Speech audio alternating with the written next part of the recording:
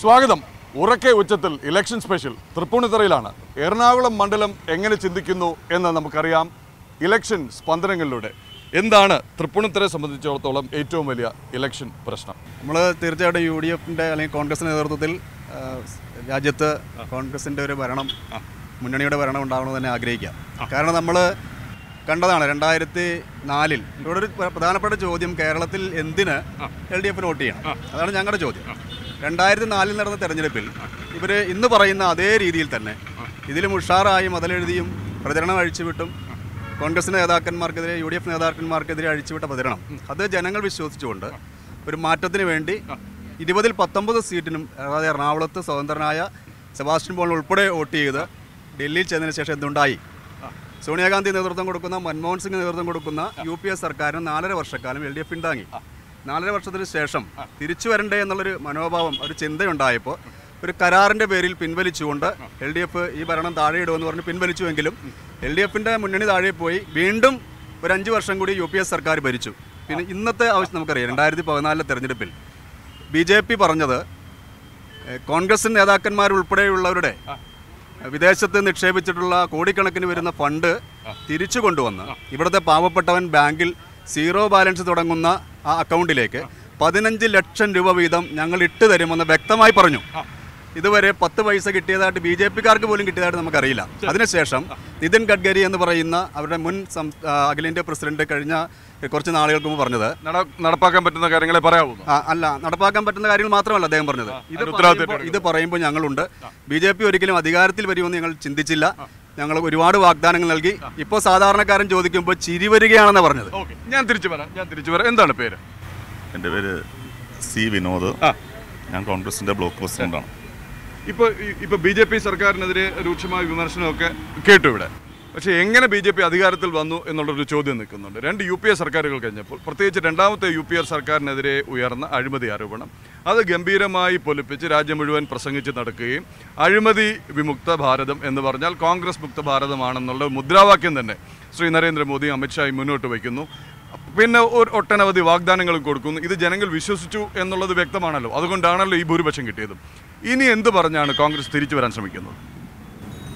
കോൺഗ്രസ് തിരിച്ചു വരാൻ ശ്രമിക്കുന്നത് 60 വർഷത്തെ കോൺഗ്രസിൻ്റെ ഭരണ കാലഘട്ടത്തിലുണ്ടായിട്ടുള്ള നേട്ടങ്ങൾ, കഴിഞ്ഞ 5 വർഷക്കാലം നമ്മളെ പഠിപ്പിച്ച വെറുപ്പിൻ്റെ രാഷ്ട്രീയം, ബീഫിൻ്റെ കാര്യത്തിലാണെങ്കിലും ഏത് മതചിന്തയുടെ കാര്യത്തിലാണെങ്കിലും നമുക്കുണ്ടായിട്ടുള്ള വെറുപ്പിൻ്റെ രാഷ്ട്രീയം, ഈ രാഷ്ട്രീയത്തിനൊപ്പം തന്നെ നമ്മുടെ കേരളത്തിലെ മനുഷ്യനിർമ്മിത പ്രളയം ഉൾപ്പെടെയുള്ള വിഷയങ്ങൾ ചർച്ച ചെയ്യുന്നു. 1000 ദിവസത്തെ കൊലപാതക രാഷ്ട്രീയം, 21 കൊലപാതക രാഷ്ട്രീയത്തിൽ 17ലും പ്രതിയായിട്ടുള്ള മാർക്സിസ്റ്റ് പാർട്ടിയുടെ നയങ്ങൾ ചർച്ച ചെയ്യപ്പെടുന്നു. അതിനേക്കാളെല്ലാം ഉപരിയായി കഴിഞ്ഞ മണ്ഡലകാലത്ത് ശബരിമലയിൽ ആയി ബന്ധപ്പെട്ടുകൊണ്ട് ശബരിമലയിൽ അയ്യപ്പ ഭക്തർക്കുണ്ടായ തിക്ത അനുഭവങ്ങൾ, ആ അനുഭവങ്ങളുടെ പശ്ചാത്തലത്തിൽ ഇവിടെയുള്ള ക്രമസമാധാന പ്രശ്നങ്ങൾ പരിഹരിക്കണമെന്ന് ആവശ്യപ്പെട്ടുകൊണ്ട് KC വേണുഗോപാൽ അടക്കമുള്ള MP-മാർ ലോകസഭയിൽ ഈ വിഷയം ഉന്നയിച്ചപ്പോൾ തങ്ങളുടെ സുവർണാവസരം കാത്തുനിൽക്കുന്ന BJP ഒരു നിയമനിർമ്മാണം പോലും നടത്താതെ അതൊരു സുവർണാവസരമായി ഈ രാജ്യത്തുണ്ടാക്കിയ കലാപരമായ അന്തരീക്ഷം ഇവിടെ ചർച്ച ചെയ്യപ്പെടും. വിനോദ്, ഈ ശബരിമല വിഷയം തെരഞ്ഞെടുപ്പിൽ പ്രചരണ വിഷയം ആക്കരുത്, അല്ലെങ്കിൽ തെരഞ്ഞെടുപ്പ് പ്രചാരണത്തിന് അത് ഉപയോഗിക്കരുതെന്നാണ് നമ്മുടെ മുഖ്യ തെരഞ്ഞെടുപ്പ് ഓഫീസർ പറഞ്ഞിരിക്കുന്നത്. ഞങ്ങൾ ശബരിമല വിഷയം ഒരു ചട്ടവിരുദ്ധമായി ഉന്നയിക്കാൻ ആഗ്രഹിക്കുന്നില്ല. പക്ഷേ ഈ രാജ്യത്തുണ്ടായ ക്രമസമാധാന പ്രശ്നങ്ങൾ, ആ ക്രമസമാധാന പ്രശ്നങ്ങൾ നേരിടേണ്ടി വന്നിട്ടുള്ള ഇടതുപക്ഷത്തിൻ്റെയും BJP-യുടെയും വീഴ്ച, അതാണ് ഞാൻ പറഞ്ഞത്. പാർലമെന്റിൽ നിയമനിർമ്മാണം അടക്കമുള്ള കാര്യങ്ങൾ വന്നപ്പോഴത്തേക്കും KC വേണുഗോപാൽ ഉന്നയിച്ച കാര്യമാണ്. ഞാൻ തിരിച്ചെത്താം താങ്കളിലേക്ക്. തൃപ്പൂണിത്തുറയിൽ നിന്നാണ് തെരഞ്ഞെടുപ്പിൻ്റെ സ്പന്ദനങ്ങൾ മുഴങ്ങുന്നത് ഉറക്കെ ഉച്ചത്തിൽ. ഈ കഴിഞ്ഞ 4.5 വർഷത്തെ അല്ലെങ്കിൽ 5 വർഷത്തെ വെറുപ്പിൻ്റെ രാഷ്ട്രീയം അവസാനിപ്പിക്കാനാണ് ഇത്തവണത്തെ പോരാട്ടം എന്നാണ് കോൺഗ്രസിൻ്റെ വാദം. അങ്ങയുടെ പേരെന്താ? എൻ്റെ പേര് VR വിജയകുമാർ. എങ്ങനെ പ്രതികരിക്കുന്നതിനോട്? ഞാൻ BJP-യുടെ ആളാണ്, ഇവിടുത്തെ പ്രതിപക്ഷ നേതാവാണ്. ഈ 4.5 വർഷക്കാലം ഭാരതമായി നിന്നു എന്നുള്ളതാണ് സത്യം. ഇതിനു മുമ്പ് വർഗീയതയുടെ പേര് പറഞ്ഞ് ജനങ്ങളെ തമ്മിലടുപ്പിച്ചുകൊണ്ട് ന്യൂനപക്ഷ വോട്ടിൻ്റെ പ്രചാരകരായി മാറിക്കൊണ്ടിരിക്കുന്ന കോൺഗ്രസും കമ്മ്യൂണിസ്റ്റ് പാർട്ടിയും അവരാണ് ഈ നാടിൻ്റെ ഐക്യത്തെ തകർത്തത് എന്നുള്ളത് കൊണ്ട് ഈ 4.5 വർഷക്കാലം കൊണ്ട് ഭാരതം ലോകത്ത് അറിയപ്പെടുന്ന ഇതായിട്ട് മാറ്റിയെടുക്കുവാൻ സാധിച്ചു. എല്ലാവരെയും ഒന്നായി കണ്ടുകൊണ്ട് മതത്തിനും വർഗീയതയ്ക്കും എതിരായി തന്നെ എല്ലാവരും ഒരമ്മ പെറ്റ മക്കളാണെന്നുള്ള കണ്ടുകൊണ്ട് തന്നെ ഈ രാഷ്ട്രമായി തന്നെ നിലനിർത്തുവാൻ സാധിച്ചു എന്നുള്ളതാണ് 4.5 വർഷം കൊണ്ട് BJPയുടെ NDAയുടെ ഭരണം കൊണ്ട് നേട്ടമുണ്ടാക്കിയത്. ലോകത്ത് തന്നെ അറിയപ്പെടുന്ന രാഷ്ട്രമാക്കി മാറ്റാൻ സാധിച്ചു. അതുകൊണ്ടാണല്ലോ ഇപ്പോൾ പാകിസ്ഥാൻകാർ യുദ്ധമായിട്ട് വന്നിട്ട് പോലും ലോകത്തിലെ എല്ലാവരെയും ഒന്നിച്ചണി നിർത്തിക്കൊണ്ട് ഭാരതത്തിൻ്റെ ഭാഗം ശരിയാണെന്ന് പറയുവാനുള്ള ഒരു സാധ്യതയിലേക്ക് NDA ഗവൺമെൻറ് മുന്നോട്ട് പോയി. 60 വർഷം കൊണ്ട് കോൺഗ്രസ് ഉണ്ടാക്കിയ ഭരണ നേട്ടങ്ങൾ അതിൻ്റെ അടിസ്ഥാനത്തിലാണ് ഈ ഭാരതം നിലനിൽക്കുന്നതെന്ന് കോൺഗ്രസ്സുകാർ വാദിക്കുന്നു. BJPയുടെ ഭരണം കൊണ്ട് അതിൽ പലതും തകർന്നു. നോട്ട് നിരോധനം, GST ധൃതി പിടിച്ച് നടപ്പാക്കൽ തുടങ്ങിയ പരിഷ്കാരങ്ങളെല്ലാം ജനങ്ങൾക്ക് തിരിച്ചടിയായി. പെട്രോളിനും ഗ്യാസിനും ഒക്കെ പെട്രോളിന് വില കയറുന്നു, ഗ്യാസിന് വില കയറുന്നു, നിത്യോപയോഗ സാധനങ്ങൾക്കൊക്കെ വില കയറുന്നു. ഇതിൻ്റെയൊക്കെ ഫലമായിട്ട് ഈ വിമർശനങ്ങളെ എങ്ങനെ നേരിടും? 55 കൊല്ലം കൊണ്ട് ഉണ്ടാക്കിയ നേട്ടം 5 കൊല്ലം കൊണ്ട് NDA ഗവൺമെൻറ് ഉണ്ടാക്കിയെന്നുള്ളതാണ് പരമമായ സത്യം. അത് ജനങ്ങൾക്കും മറ്റുള്ളവർക്കും അറിയാവുന്നതാണ്. പിന്നെ വിലക്കയറ്റം, NDA ഗവൺമെൻറ് വരുന്ന സമയത്തുള്ള വിലക്കയറ്റത്തിൻ്റെ താരതമ്യം നോക്കുമ്പോൾ ഈ 2019 നിൽക്കുമ്പോൾ ഏത് സാധനത്തിനാണ് വില കൂടിയത് എന്ന് പറഞ്ഞു കഴിഞ്ഞാൽ ചൂണ്ടിക്കാണിക്കുവാൻ ഇവർക്ക് സാധിക്കുന്നില്ല. പിന്നെ ഈ 5 വർഷം കൊണ്ടുള്ള ഭരണം കൊണ്ട് ഈ 55 കൊല്ലം കൊണ്ട് കട്ടുമുടിച്ച് കടത്തിൽ കെണിയിലാക്കിയ ഈ രാഷ്ട്രത്തെ 4.5 വർഷം കൊണ്ട് വളരെ ബുദ്ധിമുട്ടി പല കാര്യങ്ങളും ചെയ്തുകൊണ്ട് അതിൻ്റെ ഭാഗമായിട്ടാണ് നോട്ട് നിരോധനം വന്നത്. കള്ളപ്പണം നിർത്തുവാൻ സാധിച്ചു. മറ്റുള്ളവർക്കിടെ കള്ളപ്പണം ഒഴുക്കിനെ തടഞ്ഞു നിർത്തുവാൻ സാധിച്ചു. ഞാൻ തിരിച്ചു വരാം. വലിയ നേട്ടങ്ങളാണ് 55 വർഷം കൊണ്ട് കോൺഗ്രസ് ഉണ്ടാക്കിയതിനേക്കാൾ നേട്ടം 5 വർഷം കൊണ്ട് ഈ സർക്കാരിന് നേടാൻ കഴിഞ്ഞു എന്നാണ് പറയുന്നത്. എന്താ സാറിൻ്റെ പേരെന്താ? KB വേണുഗോപാൽ, ബ്ലോക്ക് കോൺഗ്രസ് കമ്മിറ്റിയുടെ ജനറൽ സെക്രട്ടറിയാണ്. ശരി, ഈ BJPയുടെ അവകാശവാദത്തെ എങ്ങനെ കാണുന്നു? BJP 5 വർഷമായി ഭരിച്ച് ഇന്ത്യയുടെ പഴയ നിലനിൽപ്പ് പോലും മാറ്റിയിരിക്കും. കാർഷിക മേഖല മൊത്തം തകർന്ന് തരിപ്പണമായിരിക്കും. നമുക്കറിയാം, കർഷക തൊഴിലാളികൾ ഇന്ത്യയിലും ബോംബെയിലും ഒക്കെ ആയിട്ട് വൻ ജാഥകൾ നടത്തി. ഈ ജാഥയുടെയൊക്കെ ഉദ്ദേശം എന്താണ്? കാർഷിക മേഖല മൊത്തം തകർന്നു എന്നുള്ളതാണ്. ഇന്ത്യയിലെ ജനങ്ങൾക്ക്, യുവജനങ്ങൾക്ക് ഇവിടെ ജോലി സാധ്യതകളില്ല. എവിടെ ചെന്നാലും കമ്പനികളെല്ലാം അടച്ചുകൊണ്ടിരിക്കുന്നു. ഇവിടെ നടത്തിയ ഈ GST നടപ്പിലാക്കിയതിൽ ഈ ഗവൺമെൻറ് പരാജയപ്പെട്ടു. ഇവിടുത്തെ അതുകൂടാതെ ഇവിടുത്തെ നോട്ട് നിരോധനം നമുക്കെല്ലാവർക്കും അറിയാം. കഴിഞ്ഞ ദിവസം വരെ പത്രത്തിൽ പ്രസ്താവന കണ്ടു. റിസർവ് ബാങ്കിൻ്റെ ഗവർണർ വരെ അറിയാതെയാണ്, RBI വരെ അറിയാതെ ഇവിടെ നോട്ട് നിരോധനം നടത്തിയ പ്രധാനമന്ത്രിയാണ് ഇന്ന് ഇന്ത്യ ഭരിക്കുന്നത്. ഇത്രയ്ക്ക് വളരെ മോശമായ പ്രവണത ഇന്ത്യയിൽ നടമാടുന്ന ഈ ഒരു സർക്കാർ എതിരെ ജനങ്ങൾ ആഞ്ഞടിക്കും എന്നുള്ള കാര്യത്തിൽ തർക്കമില്ല. അതുപോലെ തന്നെ കേരള സർക്കാർ 1000 ദിവസം തികഞ്ഞപ്പോൾ 21 കൊലപാതകം നടന്നു. പ്രതിസ്ഥാനത്ത് നിൽക്കുന്നത് 17 CPM-കാരാണ്. അപ്പോൾ ഇന്ന് ഈ രാജ്യം ഭരിക്കുന്ന ഇവിടെ നടന്ന സംഭവങ്ങളൊക്കെ പ്രളയം, ഈ പ്രളയത്തിൽ നടന്ന സംഭവങ്ങൾ എന്താണെന്ന് നമുക്കറിയാം. 10,000 രൂപ പ്രളയം കഴിഞ്ഞ് 6 മാസത്തിനും കൊടുക്കുമെന്ന് പറഞ്ഞു. ആർക്കെല്ലാം എത്തി? കേരളത്തിൽ ഇവിടുത്തെ ജനങ്ങൾ ബുദ്ധിമുട്ടുകൾ, പാവപ്പെട്ടവനെന്ന് കാണുന്ന അവരുടെ ബുദ്ധിമുട്ടുകൾ ഇവിടുത്തെ സർക്കാർ മനസ്സിലാക്കുന്നില്ല. അപ്പോൾ ഇന്ത്യ വെച്ചു കൊടുക്കുന്ന മറ്റു നവോത്ഥാനം എന്ന് പറഞ്ഞ രീതിയിൽ ഇവിടുത്തെ ഗവൺമെൻറ് നടത്തുന്ന നടപടികൾ തീർച്ചും ബാലിശമാണ്. ഇതിനെതിരെ ശക്തമായ നടപടി ഇന്ത്യയിൽ UPA ഗവൺമെൻറ് തിരിച്ചു വരും. രാഹുൽ ഗാന്ധി പ്രധാനമന്ത്രിയാകും എന്ന് മാത്രമാണ് എനിക്ക് പറയാനുള്ളത്. രാഹുൽ ഗാന്ധി പ്രധാനമന്ത്രിയാകും എന്ന ഉറച്ച ആത്മവിശ്വാസത്തിലാണ് തൃപ്പൂണിത്തുറയിലെ കോൺഗ്രസ്സുകാർ. 55 വർഷം കൊണ്ട് ഭരിച്ചു മുടിച്ചു എന്ന് BJP ആരോപിക്കുന്നു. 50-60 വർഷം കൊണ്ട് ഭരണനേട്ടമുണ്ടായെന്ന് കോൺഗ്രസ് വാദിക്കുന്നു. ഈ 55 ആണോ 5 ആണോ? എന്താണ് ഇപ്പോഴത്തെ അവസ്ഥ? എന്ത് കണ്ടിട്ട് ഇത്തവണ ജനങ്ങൾ വോട്ട് ചെയ്യും? പ്രത്യേകിച്ച് ഇവിടെ അതായത് പേര് എൻ്റെ പേര് വിജീഷ് എന്ന് പറയും. ഞാൻ കേരള സംസ്ഥാന പരിസ്ഥിതി സംരക്ഷണ സംസ്ഥാന ജനറൽ സെക്രട്ടറിയാണ്. ഞാൻ ആരുടെയും പക്ഷം വാദിക്കാൻ വേണ്ടി പറയുന്നില്ല. കാരണം ഇവിടെ NDAയുടെ നേതൃത്വത്തിലുള്ള ഒരു മുന്നണി ഇനിയും ഇവിടെ ഭരിച്ചെങ്കിൽ കാര്യങ്ങൾ ശരിയുള്ളൂ. കാരണം സാധാരണപ്പെട്ടവന് വേണ്ടി നിരവധി പെൻഷൻ പദ്ധതികൾ, അങ്ങനെ ഒരുപാട് കാര്യങ്ങൾ നമ്മുടെ ബഹുമാനപ്പെട്ട അതൊന്നും ഇവിടെ കിട്ടിയില്ലെന്നാണല്ലോ പറയുന്നത്. അതൊക്കെ ഇവിടെ കിട്ടിക്കൊണ്ടിരിക്കുകയാണ്. കാരണം ഇവിടുത്തെ 2 മുന്നണികൾ, അതായത് ഇടതുപക്ഷവും വലതുപക്ഷവും കൂടി ഇതെല്ലാം ശരിക്കും ഒതുക്കിക്കൊണ്ടിരിക്കുകയാണ് ഈ കേരളത്തിൽ. ഇതൊന്നും ഈ പദ്ധതികളൊന്നും ഇവിടെ നടപ്പാക്കാനായിട്ട് ഇവരാരും ആഗ്രഹിക്കുന്നുമില്ല, ഇത് ചെയ്യിക്കുന്നുമില്ല. അതാണ് ഇവിടുത്തെ വാസ്തവം. ഇവിടുത്തെ പോസ്റ്റ് ഓഫീസ്, ഗവൺമെൻറ്, ബാങ്കുകൾ ഇവിടെയൊക്കെ തിരക്കി നോക്കിയാൽ വ്യക്തമായിട്ട് എല്ലാവർക്കും അറിയാവുന്ന കാര്യം തന്നെ. പ്രത്യേകിച്ച് അത് പറയേണ്ട കാര്യമില്ല. അതുകൊണ്ട് എനിക്കൊരു അഭിപ്രായം പറയാനുള്ളത്, ഈ മുന്നണി ഒന്നുകൂടി നേതൃത്വത്തിൽ ഇവിടെ വരണം. എങ്കിൽ മാത്രമേ സാധാരണപ്പെട്ടവരിലേക്ക് ഈ കാര്യങ്ങളൊക്കെ എത്തിക്കാൻ പറ്റുള്ളൂ. ഇപ്പോൾ എത്തിച്ചുകൊണ്ടിരിക്കുന്നത് ഇനിയും മന്ന. അതാണ് ഞാൻ ആഗ്രഹിക്കുന്നത്. ഞാൻ വരാം. എന്താണ് പറയാനുള്ളത്? ഇവിടെ വളരെ വ്യക്തമായി ഇപ്പോൾ അദ്ദേഹം പറഞ്ഞു, യുദ്ധത്തിൻ്റെ കാര്യം പറഞ്ഞു. ഈ BJP-യുടെ ആളുകൾ പറയുന്നത്, അല്ലെ NDA-യുടെ ആളുകൾ പറയുന്നത് കേട്ടാൽ ഈ ഇന്ത്യ മഹാരാജ്യം 5 വർഷത്തിന് മുമ്പ് സൃഷ്ടിക്കുകയും അതിനുശേഷം രാജ്യത്ത് ആദ്യമായിട്ട് യുദ്ധം ഉണ്ടാകുന്ന പോലെ ഇവരൊക്കെ മേടിച്ചു വെച്ച സാധനങ്ങൾ ഉപയോഗിച്ചുണ്ടാക്കിയെന്ന് പറഞ്ഞു. ഈ ബൊഫേഴ്സ് ഉൾപ്പെടെ കൊണ്ടുവന്നപ്പോൾ കോൺഗ്രസിനെതിരെ ആരോപണം ഉന്നയിച്ച, അഴിമതി ഉന്നയിച്ച രാജീവ് ഗാന്ധിയെ പോലും അഴിമതിക്കാരനാക്കിയ ആളുകളാണ്. അതവിടെ നിൽക്കട്ടെ. ഇപ്പോൾ ഈ പ്രശ്നം നടന്ന, യുദ്ധം നടന്ന 40 ജവാന്മാരെ കൊലയ്ക്ക് കൊടുത്തൊരവസരം ഉണ്ടായപ്പോൾ ആ ഏരിയ നമ്മുടെ ഇന്ത്യയിലെ ജനങ്ങൾക്കറിയാം. അത് എനിക്ക് തോന്നുന്നു ഒരു ഇത്ര നിശ്ചിത പരിധിക്കുള്ളിൽ ഇന്ത്യയുടെ ഭടന്മാർ ശക്തമായി കാവൽ നിൽക്കുന്നൊരു ഏരിയ. അപ്പോൾ അതിലൂടെ 1 കിലോ ബീഫ് കൊണ്ടുപോയ അവർ മണത്ത് കണ്ടുപിടിച്ച് തല്ലിക്കൊള്ളുന്ന ആളുകൾ 300 കിലോ RDX കൊണ്ടുപോയിട്ട് ഇവർ അറിഞ്ഞില്ല എന്ന് പറയുമ്പോൾ അതിനെങ്ങനെ ന്യായീകരിക്കാൻ കഴിയും? എന്നിട്ട് വിമാനത്തിൻ്റെ മുകളിൽ മോടിയിരിക്കുന്ന പരസ്യമൊക്കെ വെച്ചുകൊണ്ട് നടത്തിയാൽ ഇവിടുത്തെ ആളുകൾ തിന്നുന്ന ഭക്ഷണമല്ലേ? ഇത് വെറുതെ പിണ്ണാക്കൊന്നുമല്ലല്ലോ. തൃപ്പൂണിത്തുറയെ സംബന്ധിച്ച്, എറണാകുളം മണ്ഡലത്തെ സംബന്ധിച്ച് എന്താണ് എറണാകുളത്തിൻ്റെ തെരഞ്ഞെടുപ്പ് വിഷയം? എറണാകുളത്തെ പ്രധാനപ്പെട്ട തെരഞ്ഞെടുപ്പ് വിഷയം എന്ന് പറയുന്നത് യഥാർത്ഥത്തിൽ വികസനം തന്നെയാണ്. കഴിഞ്ഞ 10 വർഷക്കാലമായി ഇവിടെ വികസനത്തിന് നേതൃത്വം കൊടുക്കുന്ന, ഇവിടെ രാഷ്ട്രീയത്തിന് അതീതമായി വികസന പ്രവർത്തനത്തിനും കാരുണ്യ പ്രവർത്തനത്തിനും സ്വന്തമായിട്ട് നമ്മുടെ ഇവിടുത്തെ MP 40,000 കുട്ടികൾക്കാണ് ഉച്ച ഭക്ഷണം കൊടുക്കുന്നത്. ചില്ലറക്കാരനല്ല സ്ഥാനാർത്ഥിയായിട്ട് വന്നിരിക്കുന്നത് ഇടതുപക്ഷത്തിന്റെ P. രാജീവാണ്. കോൺഗ്രസും BJP പോലും പാടിപ്പുകഴ്ത്തിയ ഒരാളാണ് ഈ പാർലമെന്ററി പ്രവർത്തനത്തിന്റെ പേരിൽ. തൃപ്പൂണിത്തുറയിൽ നിന്ന് ഞാൻ പറയുന്നു, തൃപ്പൂണിത്തുറയിലെ മുൻ കോൺഗ്രസിന്റെ പ്രസിഡന്റ് MA ചന്ദ്രശേഖരൻ മലത്തി അടിച്ചിട്ട നേതാവാണ് ഇന്ന് ഇവിടെ LDF സ്ഥാനാർത്ഥിയായിട്ട് വന്നിരിക്കുന്നത്. അദ്ദേഹം ഇന്ദ്രത്വം ചോദിച്ച് നിദ്രത്വം കിട്ടിയ ആളാ. ചാലക്കുടി ആഗ്രഹിച്ചു, എറണാകുളം കിട്ടി. അതുകൊണ്ട് ഈ സ്ഥാനാർത്ഥി എന്ന നിലയിൽ ഞങ്ങൾക്ക് ആരോടും വ്യക്തിപരമായ വിദ്വേഷമില്ല. അതോടൊപ്പം തന്നെ അത്ര വലിയ സംഭവമായി ഞങ്ങൾക്ക് തോന്നുന്നുമില്ല. ഓക്കെ, എന്താണ് പറയാൻ വരുന്നു? പേരെന്താ? എൻ്റെ പേര് പോള്. ഞാൻ മണ്ഡലം പ്രസിഡന്റാണ് കോൺഗ്രസിന്റെ. അല്ല, നിങ്ങളിപ്പോൾ രാജീവ് ഭയങ്കര ഉന്നതനാണ്, ഭയങ്കര ശക്തനാണെന്ന് പറഞ്ഞുകൊണ്ട് പേരിലാണ് ഞാനിത് പറയാൻ ആഗ്രഹിക്കുന്നത്. അത് വടക്കേക്കര നിയോജക മണ്ഡലത്തിൽ കോൺഗ്രസിന്റെ സ്ഥാനാർത്ഥിനെ പിൻവലിച്ച് MA ചന്ദ്രശേഖരൻ ഇവിടെ സ്ഥാനാർത്ഥിയായിട്ട് വരികയാണ്. ചുമരെഴുത്ത് എല്ലാം കഴിഞ്ഞ തൃപ്പൂണിത്തുറയിലെ കോൺഗ്രസിന്റെ ബ്ലോക്ക് പ്രസിഡന്റായിരുന്ന MA ചന്ദ്രശേഖരൻ വടക്കേക്കര സ്ഥാനാർത്ഥിയായിട്ട് വരികയാണ്. സ്ഥാനാർത്ഥിയായിട്ട് വന്ന് 10 ദിവസമാണ് അന്ന് വർക്ക് ചെയ്യാൻ കിട്ടിയത്. അന്ന് ചന്ദ്രശേഖരനെതിരെ പാർട്ടിക്കകത്ത് തന്നെ വലിയ പ്രശ്നങ്ങളുണ്ടായി. ചന്ദ്രശേഖരന്റെ ഷർട്ട് വരെയും വലിച്ചു കീറി അത്ര പ്രശ്നങ്ങളുണ്ടായിരുന്നു വടക്കേക്കര നിയോജക മണ്ഡലത്തിലെ.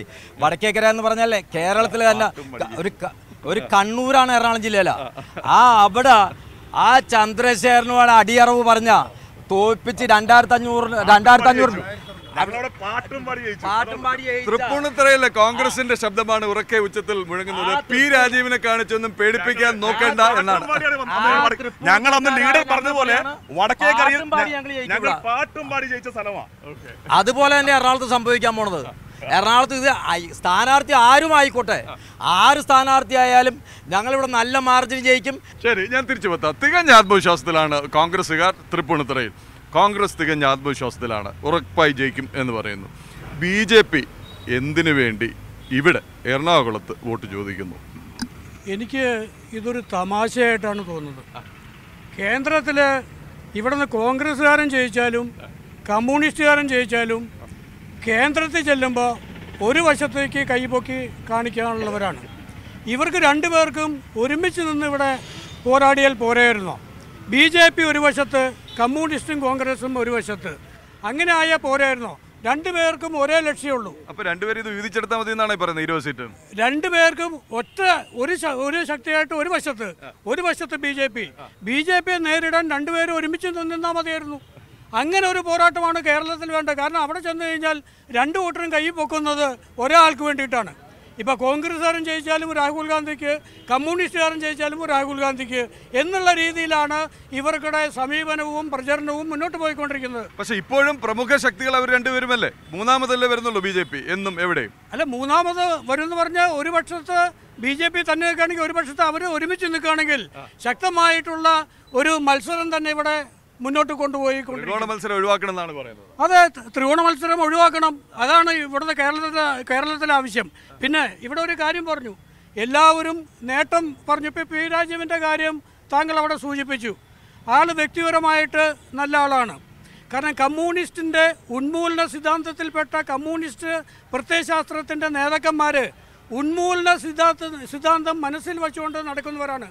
പക്ഷേ അതിൽ നിന്നും വ്യത്യസ്തമായി ഇദ്ദേഹം വ്യക്തിപരമായിട്ട് നല്ല ഒരു പെരുമാറുന്ന ആളാണെന്നുള്ള വാസ്തവമാണ്.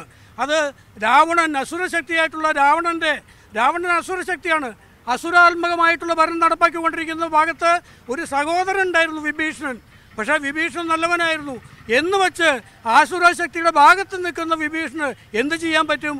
അപ്പോൾ അതനുസരിച്ച് തന്നെ ഈ പി രാജീവ് ആസുരശക്തിയുടെ ഭാഗത്ത് നിൽക്കുന്നുകൊണ്ട് അത് നല്ലതാണെന്ന് പറയാൻ പറ്റില്ല. ഇവിടെ നല്ലൊരു ത്രികോണ മത്സരം എറണാകുളത്തുണ്ട്, യാതൊരു സംശയമില്ല. ജനങ്ങൾ ബോധവാന്മാരാണ്. ഈ രണ്ട് കൂട്ടരും എന്തിനു വേണ്ടിയിട്ടാണ് നിൽക്കണമെന്നുള്ളത് ഇവിടുത്തെ ജനങ്ങൾക്ക് നല്ല പോലെ അറിയാം. അതുകൊണ്ട് ശക്തമായിട്ടുള്ള രാഷ്ട്രത്തിൽ ഭരണം വരുന്നതിന് വേണ്ടിയിട്ട് NDAക്കുള്ള വോട്ട് അനുകൂലമാവും എറണാകുളം ജില്ലയിൽ എന്നുള്ള കാര്യത്തിൽ സംശയമില്ല. ഇതെങ്ങനെ ദേഹത്ത് പൊടി പറ്റാതെ ശരീരം വിയർക്കാതെ ജയിലിൽ കിടക്കാതെ കോൺഗ്രസ്സുകാർ പറഞ്ഞൊരു കാര്യമുണ്ട്. അതിലേക്ക് വരുന്നതിന് മുമ്പ് ഞാനൊരു കാര്യം പറയാം. ഇവിടെ എൻ്റെ പ്രിയ സുഹൃത്തുക്കൾ പറയുകയുണ്ടായി, ഇവിടെ ഒരു എതിർ സ്ഥാനാർത്ഥിയെ കുറിച്ച് വളരെ നല്ല അദ്ദേഹത്തിന്റെ അഭിപ്രായം. അത് അദ്ദേഹത്തിന്റെ അഭിപ്രായമല്ല.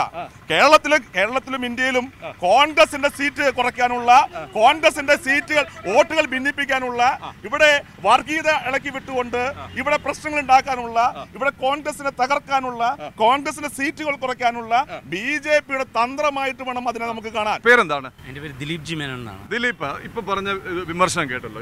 ലോക്സഭയിൽ വിഷയം ഉന്നയിച്ചിട്ടില്ല, മാത്രമല്ല സമാധാനപരമായി ചെയ്യാവുന്നതെല്ലാം ചെയ്തു. വിശ്വാസികളുടെ പക്ഷത്താണ് കോൺഗ്രസ് എന്ന് പറയും. അല്ല, വിശ്വാസികളുടെ മാത്രമല്ല, ഇപ്പൊ ഇത്രയും സത്യസന്ധരായ ഒരു ഇന്നലത്തെ ഒരു കോൺഗ്രസ്സുകാരൻ്റെ ഒരു വിധി ഇന്നലെ വിജിലൻസ് വന്നു. ഞങ്ങൾ തൃപ്പൂണിത്തുറ ഇത്രയും മഹത്വപരമായിട്ട് ലോകത്തിന് മുമ്പിൽ നിറകെ കാണിച്ച് കൈയിട്ട് വാരി അഴിമതിയും നടത്തി ഏറ്റവും കൂടുതൽ കെടുകാര്യസ്ഥത കാണിച്ചു കഴിഞ്ഞാൽ കെ ബാബു എന്ന് പറയുന്ന തൃപ്പൂണിത്തുറക്കാർ സത്യം പറഞ്ഞു കഴിഞ്ഞാൽ ഇന്നിപ്പോൾ കാർക്കിച്ച് തുപ്പുന്ന രീതിയിലുള്ള ഒരു MLA, ആ MLAയുടെ മൂടുതാങ്ങികളായിട്ടുള്ള ഇവിടുത്തെ UDFകാരും ഇവിടുത്തെ കോൺഗ്രസ്സുകാരും ഇതേ പറയുള്ളൂ. ഇവർ രണ്ടുപേരും കാണിക്കുന്ന ഈ പൊറാട്ട നാടകത്തിന് സത്യം പറഞ്ഞു കഴിഞ്ഞാൽ വെറും കാലികമായിട്ട് ഇനി പറഞ്ഞു കഴിഞ്ഞാൽ ഈ ഒരു 5 വർഷം എന്നല്ല, ഒരു 10 മിനിറ്റിൻ്റെ വ്യത്യാസം പോലുമില്ല. ഇത്രയും കപടമുഖമുള്ള ഇടതുപക്ഷത്തിൻ്റെ ഈ കപട സ്ഥാനാർത്ഥികൾക്ക് സത്യം പറഞ്ഞു കഴിഞ്ഞാൽ എന്തിനും ഇവർ മത്സരിക്കുന്നു? ആരെ കാണിക്കാനായിട്ടാണ് ഇവർ മത്സരിക്കുന്നത്? ഇവർക്ക് വെറുപ്പിൻ്റെ രാഷ്ട്രീയമാണ്, ഇവർക്ക് മോഡിയോടുള്ള വെറുപ്പ് മാത്രമാണ്. മോഡിയുടെ വികസനങ്ങൾ അവർ കേട്ടിട്ടില്ല, മോഡിയുടെ പ്രസ്താവനകൾ മാത്രം കേട്ടിട്ടില്ല, മോഡിയുടെ രാജ്യതന്ത്രം അവർക്കറിയില്ല, മോഡിയുടെ ഒന്നും അവർക്കറിയില്ല. അവർക്ക് ആകെയുള്ള ഇവർ പറയുന്ന ഈ ഗഠബന്ധൻ പോലും രാഹുൽ ഗാന്ധി എന്ന് പറയുന്ന സത്യത്തിൽ ഇവർ ഉയർത്തി കാണിക്കുന്ന, എന്നാൽ ഇവർക്ക് പോലും ഇഷ്ടമല്ലാത്ത ഒരു ലീഡർ അവർ പോലും ഉയർത്തി കാണിച്ചിട്ടില്ല. ഇന്നലെ മായാവതി വരെ പറഞ്ഞു, ഇന്നലെ മമത പറയുന്നു മമതയാണ് സീറ്റില്ല എന്ന് പറയുന്നു. അവരെ വെറുതെ, കാരണം കേരളം വിട്ടു കഴിഞ്ഞു കഴിഞ്ഞാൽ ഹൈക്കമാൻഡിന് കൺട്രോൾ ഇല്ലാത്ത കുറേ ഘടകങ്ങളും. പ്രിയങ്ക ഗാന്ധി ഗുജറാത്തിൽ ചെന്നപ്പോഴത്തേക്ക് അവിടുത്തെ 5 കോൺഗ്രസ്സുകാർ BJPയിലേക്ക് വരികയാണ് ചെയ്തത്. അപ്പോൾ ഇവർ മഹത്വം പറയുന്ന ഗാന്ധി കുടുംബത്തിൻ്റെ ചോരയ്ക്ക് ഇപ്പോൾ പഴയ കളറില്ല എന്നാണ് ഞങ്ങൾ മനസ്സിലാക്കിയിട്ടുള്ളത്. ജനങ്ങൾ ഈ സത്യം വളരെ വ്യക്തമായിട്ട് മനസ്സിലാക്കിയിട്ടുണ്ട്. ഞാൻ തിരിച്ചു വരാം. കോൺഗ്രസിനെയും CPM-നെയും അതിരൂക്ഷമായിട്ട് വിമർശിക്കുകയാണ് ശ്രീ പോൾ. ഇപ്പോൾ രാഹുൽ ഗാന്ധി പോകുന്നു, കോൺഗ്രസ് നേതാക്കന്മാരുടെ വലിയ നിര തന്നെയുണ്ട്. കൊലപാതക രാഷ്ട്രീയം വലിയ തെരഞ്ഞെടുപ്പ് വിഷയമാക്കുന്നു. കൃപേഷിൻ്റെ ശരത്ലാലിൻ്റെ പേരിൽ കരയുമ്പോൾ ഇപ്പോഴും ഈ CPM-നെ പേരെടുത്ത് പറഞ്ഞ് വിമർശിക്കുന്നില്ല. അദ്ദേഹത്തിൻ്റെ ട്വിറ്റർ മെസ്സേജിലോ ട്വീറ്റ് ചെയ്യുമ്പോൾ CPM-നെ കുറിച്ച് മിണ്ടുന്നില്ല. ഡൽഹി ചെന്ന് കഴിഞ്ഞാൽ യെച്ചൂരിയും രാഹുൽ ഗാന്ധിയും ഇരുമയും ഒരു മനസ്സുമാണെന്ന് പറയുന്നു. CPM-ഉം കോൺഗ്രസിനെയും നിങ്ങൾ താരതമ്യം ചെയ്യേണ്ട. ഈ അടുത്ത പാർലമെന്റിൽ 3, 4, 5 സീറ്റിലേക്ക് ഒതുങ്ങാൻ പോകുന്ന ഒരു പാർട്ടിയായിട്ട് രാഹുൽ ഗാന്ധിനെ നിങ്ങൾ താരതമ്യം ചെയ്യേണ്ട കാര്യമില്ല. രാഹുൽ ഗാന്ധി അത് സംസാരിക്കേണ്ട വിഷയം പോലും അല്ല. അതിവിടെ പറഞ്ഞു തീർക്കാനുള്ളത് ഇവിടെ പറയാനുള്ളതേ ഉള്ളല്ലോ, അത് വേറെ എങ്ങും ഇല്ലല്ലോ. ഞാൻ പറയാം, ഇവിടെ പറഞ്ഞു തീർക്കാനുള്ള വിഷയമേ ഉള്ളൂ. ഈ കൊലപാതക രാഷ്ട്രീയം എന്ന് പറയുന്നത് ഇവിടെ പറഞ്ഞു തീർക്കാനേ ഉള്ളൂ. BJPയും CPM കൂടി ഒരു ചേരിൽ നിന്നിട്ട് CPM ആണ് ശരിക്കും ഇവിടെ BJPക്കാരെ വളർത്താനൊരു അവസരം ഉണ്ടാക്കി കൊടുത്തത്. അതിനുവേണ്ടിയാണ് ഇവിടെ ശബരിമല സീസൺ തന്നെ ഉണ്ടാക്കിയെടുത്തതും ഇത്രയും നാളായിട്ട് നീട്ടിക്കൊണ്ടു പോയതും. ഇതിന് ഉത്തരവാദി ആരാ? ഇവിടുത്തെ CPM ഇവിടുത്തെ BJPക്കാരുമാണ്. BJP ഇവിടെ വളർത്തിയതാരാ? ശ്രീ പിണറായി വിജയനാണ്. അദ്ദേഹമാണ് ഇതിൻ്റെ പൂർണ്ണമായിട്ട് ഉത്തരവാദിത്തമായിട്ട് എടുക്കേണ്ടത്. ഇന്ന് ഈ പിണറായി എന്ന ഇവർ നാക്കിട്ടടിക്കുമ്പോൾ അവർക്ക് പറയാനുള്ളത് CPM-ന് അവർ നന്ദി പറയാണ് വേണ്ടി സത്യത്തിൽ. അതെ, ഈ നിങ്ങൾ പിണറായി വിജയനും CPM-നും ഒക്കെ നല്ലേ നന്ദി പറയേണ്ടത്? ഈ പറഞ്ഞ സത്യത്തിൽ പിണറായി വിജയനാണ് ശരിക്കും പറഞ്ഞാൽ നന്ദി പറയേണ്ടത്. കാരണം എന്താണെന്ന് വെച്ച് കഴിഞ്ഞാൽ നിങ്ങളുടെ പാർട്ടി വളർത്താൻ സഹായിച്ചു. പാർട്ടി വളരാൻ തകർത്തുന്നുള്ളതല്ല, ഇവർ രണ്ടുപേരും തമ്മിലുള്ള വളരെ വ്യക്തമായിട്ടുള്ള ദൂഷ്യം ഈ ലോകത്ത്, അതായത് കേരളത്തിൽ വളരെ വ്യക്തമായിട്ട് കേരളത്തിൽ വളരെ വ്യക്തമായിട്ട് ഈ ഇരട്ടത്താപ്പ് തുറന്നു കാണിക്കാനായിട്ട് തയ്യാറായത് പിണറായി വിജയനാണ്. പിന്നെ ഇന്നലെ നിങ്ങൾ ഇവിടെ എം പിമാർക്കറിയാം, നിങ്ങൾക്കറിയാം, ഇവിടുത്തെ മുമ്പോട്ടുള്ള KC വേണുഗോപാൽ മത്സരിക്കുന്നില്ല, മുല്ലപ്പള്ളി രാധാകൃഷ്ണൻ മത്സരിക്കുന്നില്ല, ഉമ്മൻചാണ്ടി മത്സരിക്കുന്നില്ല. എന്തുകൊണ്ടാണെന്നറിയോ? ഇവർക്കൊക്കെ അറിയാം അവിടെ പോയിട്ട് പ്രത്യേകിച്ച് കാര്യമില്ല എന്നുള്ളത്. ഞാൻ തിരിച്ചു വരാം. മുല്ലപ്പള്ളി രാമചന്ദ്രൻ, KC വേണുഗോപാൽ, ഉമ്മൻചാണ്ടി എല്ലാരും പേടിച്ചോടുകയാണെന്നാണ് BJP-യുടെ കേരളത്തിലെ ഏറ്റവും ചെറിയ പാർട്ടിയാണ് BJP. അവർക്ക് പോലും ഒരു സ്ഥാനാർത്ഥിയെ തീരുമാനിക്കാൻ പറ്റിയിട്ടുണ്ടോ? എവിടെയായി ആയിട്ടല്ലോ? ഒരു സ്ഥാനാർത്ഥിയെ കേരളത്തിൽ തീരുമാനിക്കാൻ പറ്റുമോ? നിങ്ങൾക്ക് പറ്റിയിട്ടില്ല. പിന്നെയാണ് ഞങ്ങളുടെ കാര്യം. ഇവരെ സംബന്ധിച്ച് UDF-ലെ കോട്ടയത്താണെങ്കിൽ ജോസഫ് ഒരു വഴിക്ക്, കേരള കോൺഗ്രസിന്റെ ഒരു വാക്ക് നിങ്ങൾ പറയാം. അഴിമതി വിഷയം കേരള കോൺഗ്രസിന്റെ പിളർപ്പിലേക്ക് കൊണ്ടുവരികയാണ്. കേരള കോൺഗ്രസിന്റെ പിളർപ്പിലേക്ക് കൊണ്ടുവരികയാണ്. കെ ബാബുവിനെ വളരെ ഗുരുതരമായ ആരോപണമാണ് ഉന്നയിച്ചത്. അഴിമതി നടത്തി ഒരു ഭരണവുമില്ല, അധികാരം ഒന്നുമില്ലാതെ മെഡിക്കൽ കോളേജ് കേസിൽ എത്ര പേര് പാർട്ടിയെ പുറത്താക്കി? അഴിമതി ആരോപണത്തിന് മറുപടി അഴിമതി ആരോപണമാണോ? അഴിമതി ആരോപണത്തിന് മറുപടി അഴിമതി ആരോപണം. ബാബു അഴിമതി നടത്തിയെന്ന് എവിടെയും പറഞ്ഞിട്ടില്ല. അദ്ദേഹത്തിന് കേസ് നടക്കുന്നു. വരവിൽ കവിഞ്ഞ സ്വത്ത് സമ്പാദിച്ചു. അദ്ദേഹം 25 ലക്ഷം രൂപ വരവിൽ കഴിഞ്ഞ സ്വത്ത് പണം പറഞ്ഞിരിക്കുന്നു. 44 ലക്ഷം രൂപയുടെ യാത്രാ പടി ഉൾപ്പെടുത്തണമെന്ന് ആവശ്യപ്പെട്ടിട്ട് അത് ഹൈക്കോടതിയിൽ നിൽക്കുക. ഇവരെങ്ങനെ അവർക്ക് പറയാൻ സാധിക്കും? ഇവരാണ് ഇവർ CPM. വളരെ വളരെ വളരെ ഗുരുതരമായ ആരോപണങ്ങൾ, വെല്ലുവിളി ഒക്കെ ഉയർത്തുകയാണ് തൃപ്പൂണിത്തുറയിൽ. ഞങ്ങൾ കോൺഗ്രസ് ഇന്ത്യയെ കണ്ടെത്തി. ഞങ്ങൾ രാഹുൽ ഗാന്ധിയുടെ നേതൃത്വത്തിൽ ഇന്ത്യയെ വീണ്ടെടുക്കും. സമയം അവസാനിക്കുകയാണ്. ഒറ്റ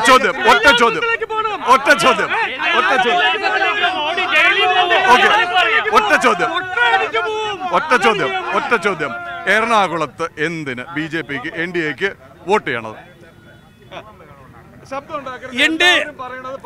എറണാകുളത്ത്